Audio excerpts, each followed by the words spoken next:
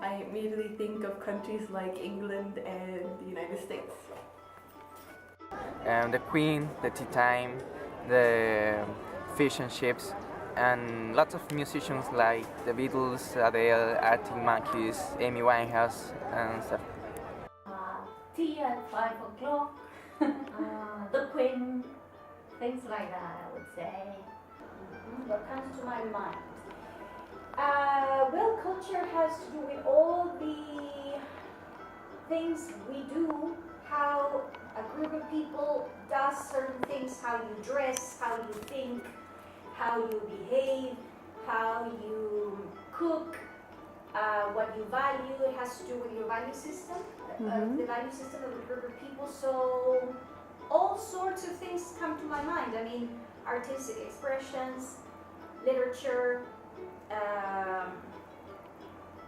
language, what else? Humor, even humor.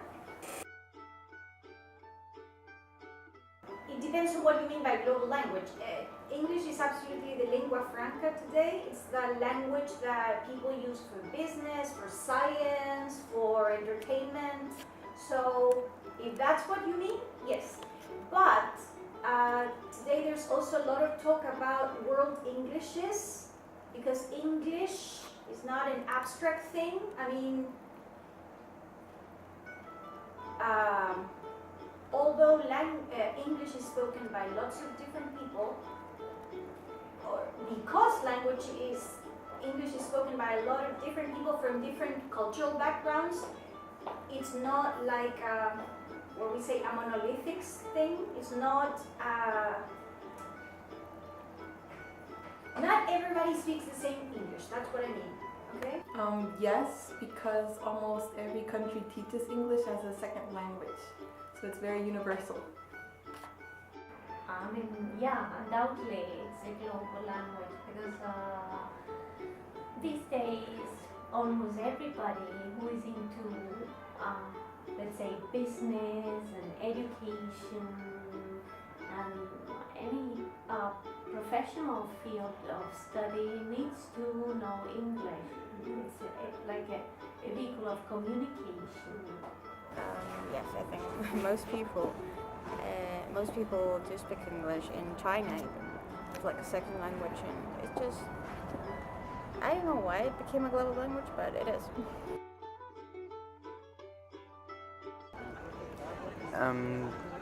The tea time, musical and literature influences, and I think that's why Chilean people want to learn English.